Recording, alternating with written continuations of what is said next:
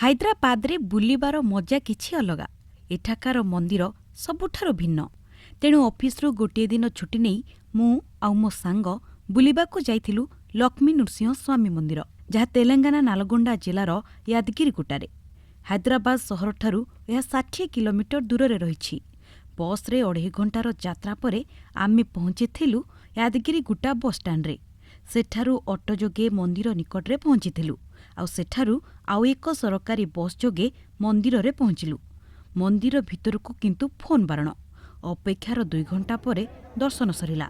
ଆଉ ତାପରେ ହାତକୁ ଆସିଗଲା ଫୋନ୍। ଏବେ ଦେଖନ୍ତୁ ଏ ସୁନ୍ଦର ଦୃଶ୍ୟକୁ। କେତେ ସୁନ୍ଦର ଲାଗୁଛି ମନ୍ଦିର। ଆଉ ତାପରେ ଦୁଇ ସାଙ୍ଗ ମିଶିକି ଖାଲି ପୋଜ୍ ଦେଇ ଫଟୋ ଉଠେଇଲୁ।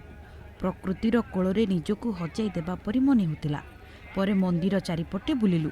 ବର୍ଷା ବି ଟିକେ ଟିକେ ହେଉଥିଲା, କିନ୍ତୁ ମୋତେ ଭାରି ମଜା ଲାଗୁଥିଲା। ଏଠାରେ ଆମ ଓଡ଼ିଆ ଭାଷା କେହି ବୁଝିପାରୁନଥିଲେ। ସେଥିପାଇଁ ପାଟିକୁ ଯାହା ଆସିଗଲା ତାହା ଗପି ଚାଲିଥିଲୁ 2 ଜଣ। ମୋ ସାଙ୍ଗର କମ୍ ଷ୍ଟାଇଲ୍ ନା କ'ଣ? ଦେଖୁନାହାନ୍ତି ସେ କେମିତି ପୋଜ୍ ଦେଇକି ଫଟୋ ଉଠାଉଛି। ମନ୍ଦିର ବହୁତ ବଡ଼ ଥିଲା। ବୁଲି ବୁଲି ଆମେ 2 ଜଣ ହୋଇଗଲୁ ହାଲିଆ। ସୁଲୁସୁଲୁ ପବନରେ ମୋର ଟିକେ ହିରୋଇନ୍ ପୋଜ୍ ଦେବାକୁ ଇଚ୍ଛା ହେଉଥିଲା। ପବନରେ ମୋର ଓଢ଼ଣୀ ଖାଲି ଫର ଫର ହୋଇ ଉଡ଼ିଲା। ଦିନ ସରିଗଲା ଆଉ ଆମେ ଯେମିତି ଯାଇଥିଲୁ ସେମିତି ଫେରିଆସିଲୁ।